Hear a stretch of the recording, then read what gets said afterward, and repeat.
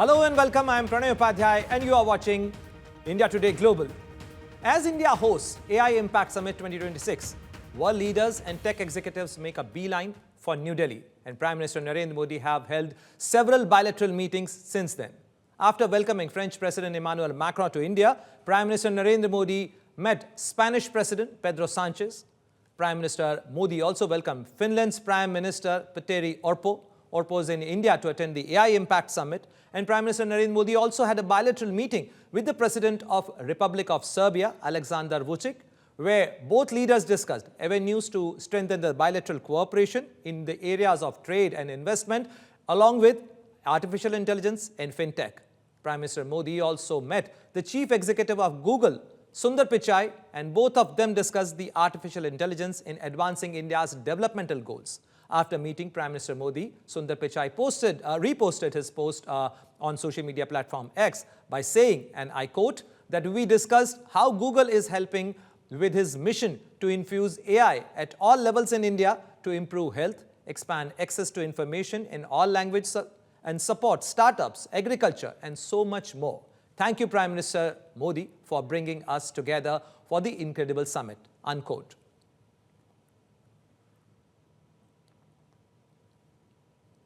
And moving on, let's talk about the Russia-Ukraine talks as well.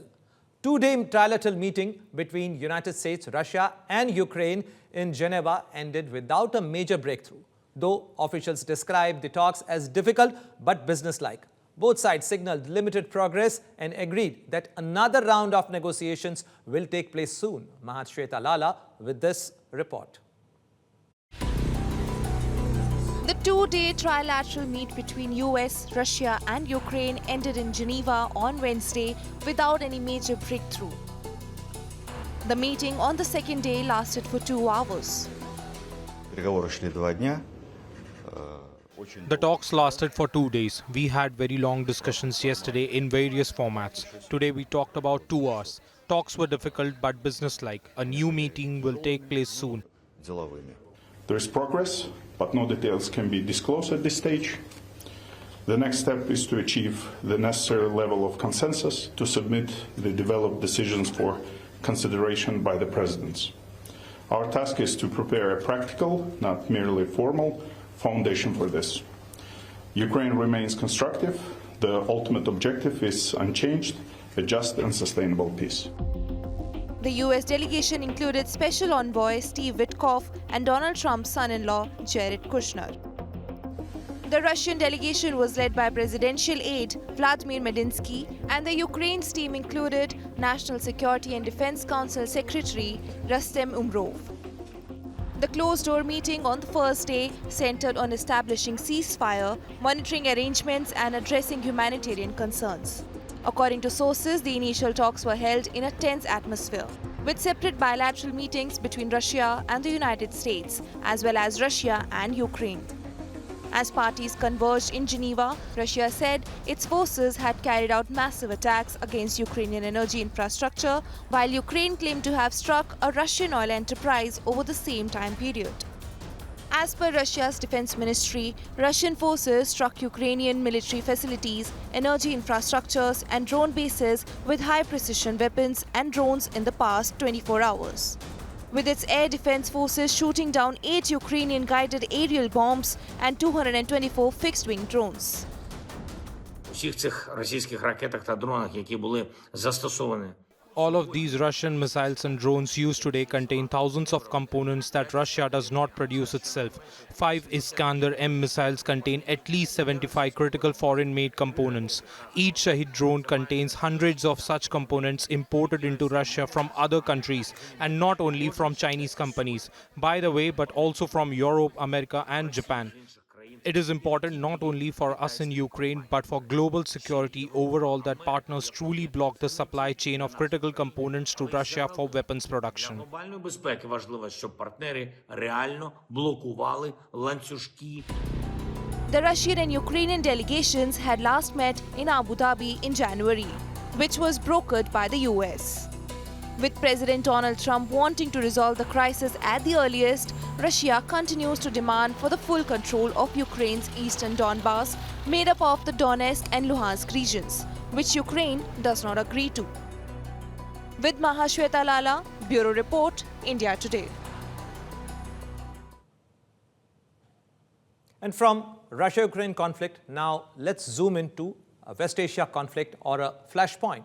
Tension spike in the world's most critical oil choke point.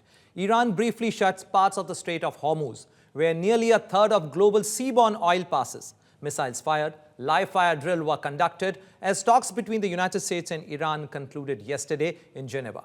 But what does this short-lived closure mean for the oil market, regional stability and global power in the Gulf? Our next report tells you more.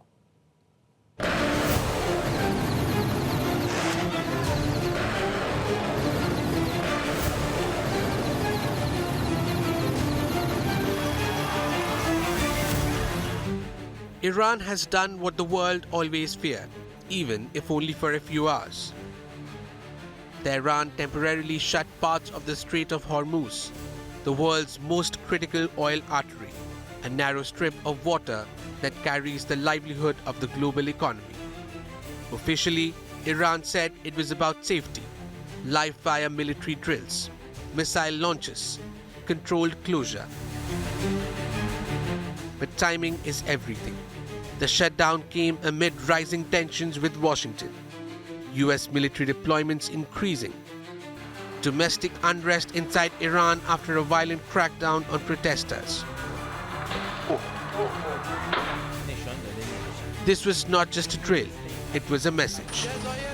The Strait of Hormuz is only about 33 kilometers wide at its narrowest point. On one side, Iran, on the other, Oman.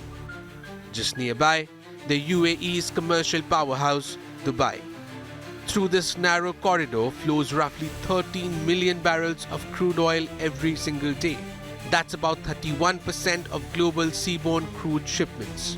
Nearly one-third of the world's oil moves through this one passage. Tankers from Saudi Arabia, Kuwait, Iraq, Qatar, Bahrain, and the UAE and Iran itself all rely on it. There are pipelines that bypass it, but they are limited.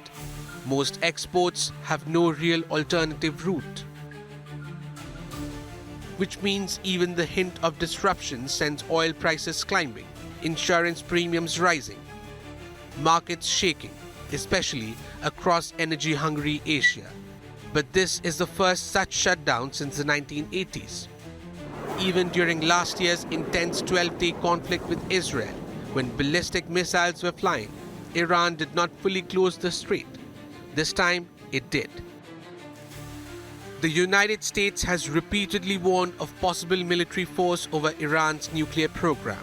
President Donald Trump has tied pressure and threats of strikes to pushing Tehran toward a nuclear deal. Recently, Vice President J.D. Vance has said that US seeks Iran nuclear deal through diplomacy, but will keep military options open. Iran, however, has warned it could target US interests across West Asia and Israel if attacked. I think the president has a lot of options. We do have a very powerful military. The president's shown a willingness to use it. He also has a remarkable diplomatic team. He's shown a willingness to use that, too. And so what the president has been very clear with the Iranians, and actually I just talked to Steve Witkoff and Jared Kushner this morning about some of their negotiations, is the United States has certain red lines. Our primary interest here is we don't want Iran to get a nuclear weapon. In a region already on edge, with nuclear negotiations hanging in the balance, Iran demonstrated that it can escalate without firing a shot at a ship.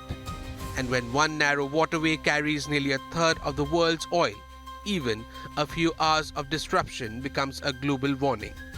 The Strait of Hormuz is not just geography, it is pressure. And Tehran just showed it knows exactly how to apply it. With Rudrashish Kanjilal, Bureau Report, India Today Global.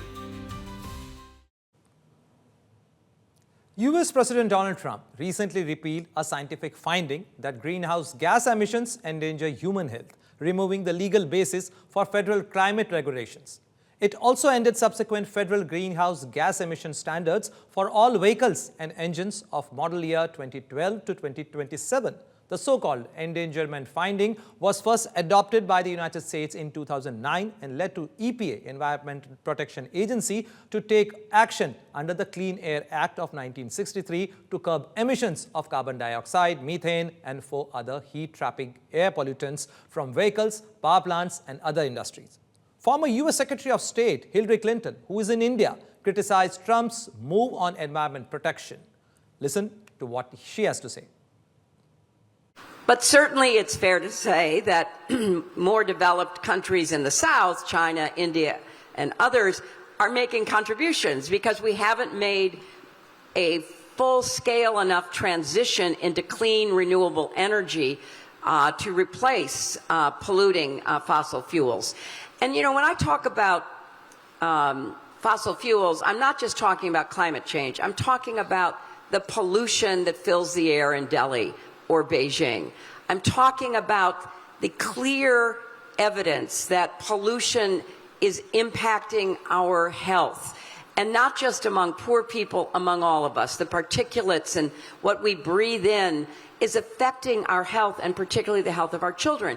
So that's why when I talk about climate, I always talk about climate and health, because it's not just an energy issue, it is also a health issue. So when we think about this big intergenerational transfer of wealth, I think that the older generation needs to join with the younger generation in doing whatever we can to interrupt this cycle of climate change and health impacts.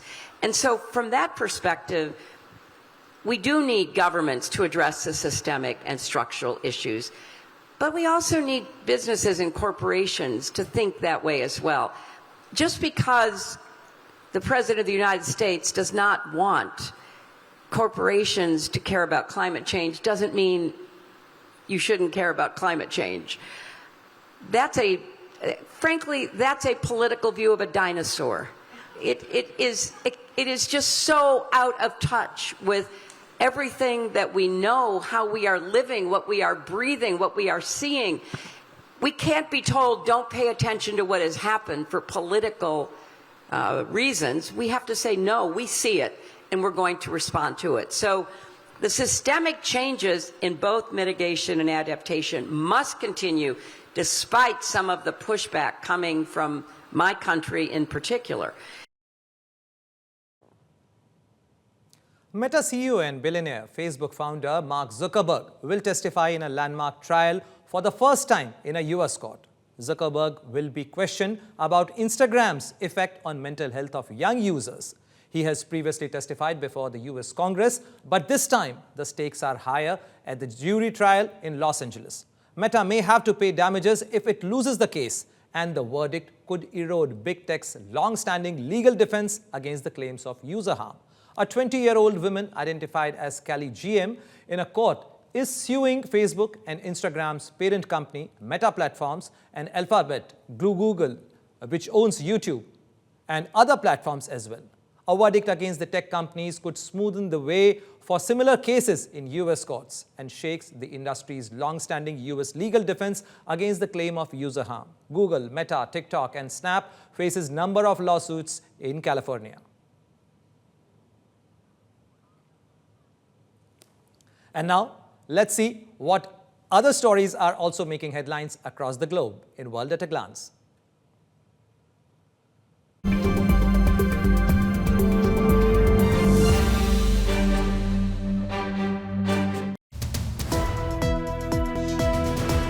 Russian Foreign Minister Sergei Lavrov held talks with his Cuban counterpart in Moscow amid what Russia call an illegitimate US blockade against the island. Lavrov said Moscow will continue to provide support to Cuba and the Cuban people in defending the country's sovereignty and security. Meanwhile, Cuba's fuel crisis has become a waste crisis as many garbage trucks don't have enough petrol to pick up rubbish which is piling up on most of Havana's street corners. Spokesperson of the Department of Homeland Security, Tricia McLaughlin, is stepping down. McLaughlin is expected to leave her position as Assistant Secretary next week. She has been vocal defender of President Trump's mass deportation agenda. United Arab Emirates President Sheikh Mohammed bin Zayed Al Nahyan met US Senator Lindsey Graham in Abu Dhabi. The senator said in a post on X, where he also criticized what he called false narratives circulating about the UAE and its leader. Earlier in the week, social media speculation about Sheikh Mohammed's health had surged after Turkey's President Erdogan postponed a planned visit to Abu Dhabi, and his office posted, then deleted a post on X saying the Emirati leader had health problems.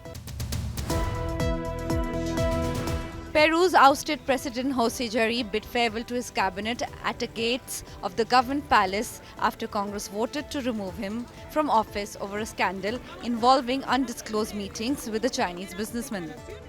Jari was filmed at the gates of the palace surrounded by his ministers and greeting supporters who turned out to express their support. 75 lawmakers voted in favor of removing Jari, while 24 voted against and 3 abstained. Rescue crews on skis and snowcats battle blizzard conditions in an effort to reach 6 backcountry skiers still alive but trapped, after an avalanche in the high, rugged northern California mountains that left 10 other skiers missing as the danger of more slides remained high. The search and rescue crews were dispatched to Frog Lake in the Castle Peak area, northwest of Lake Tahoe, after someone reported an avalanche with people buried as a powerful winter storm moved through the state.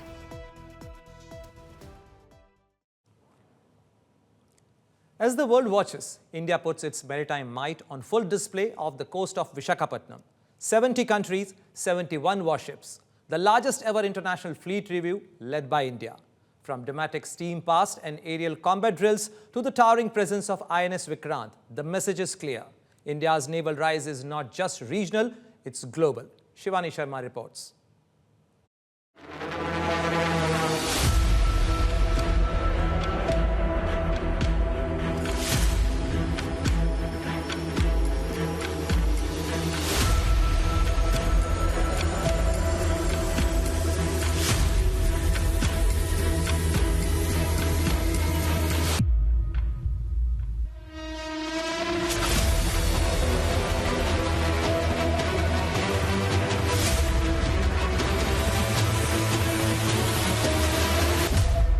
India showcases maritime muscle like never before. As the world watches off the coast of Visakhapatnam, the International Fleet Review 2026 led by India took place. We are witnessing the might of India's Navy in the complex operations at sea right now, with the International Fleet Review in progress, where the President is reviewing more than 70 ships across the world.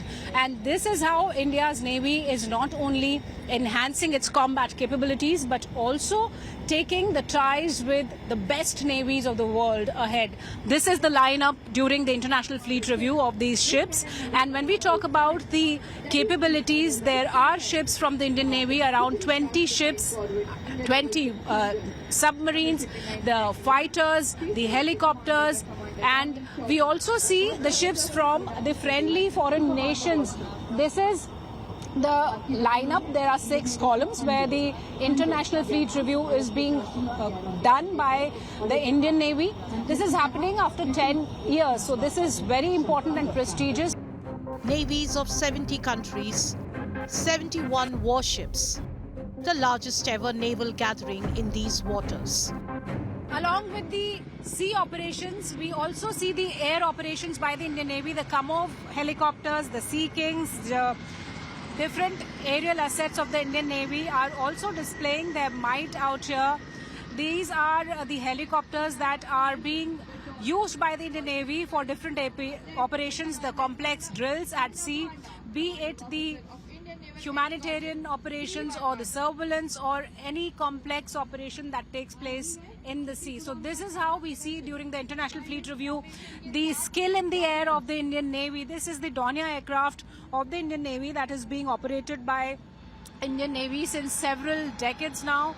They have been operational at multiple locations. They have been operational at multiple operations and complex missions. So this is the Dornier aircraft. So we've seen that apart from the ship, the warfare in the skies is also spectacular during the International Fleet Review. And towering over it all, India's pride. INS Vikrant, battle ready, on alert. The world's fleet's coverage, and tomorrow the action deepens. I'm really impressed about the hospitality, the sharp look of the Indian Navy, and the opportunities that we have to interact with the Indian Navy and one of the 73 delegates. So I see this as an opportunity, a day of joy, and a day of coordination with the Indian Navy. Milan 2026 begins. Harbour interactions, strategic seminars, joint drills at sea. Defence Minister Rajnath Singh will be chief guest. The CDS and 3 service chiefs will attend. This could be considered as the biggest maritime gathering. The participation which is taking place as part of a larger scope of activities which start with this International Fleet Review today. We'll have the opening Milan ceremony, opening ceremony on 19th, and also the Indian Ocean Naval Symposium Conclave of Chiefs. 72 delegations from 72 countries are participating. There are 2 international constructs, which makes it 74. So in that form, it is the largest so far. From anti-piracy missions to freedom of navigation, from diplomacy to deterrence, India's maritime rise is truly global. With Shivani Sharma in Visakhapatnam, Bureau Report, India Today.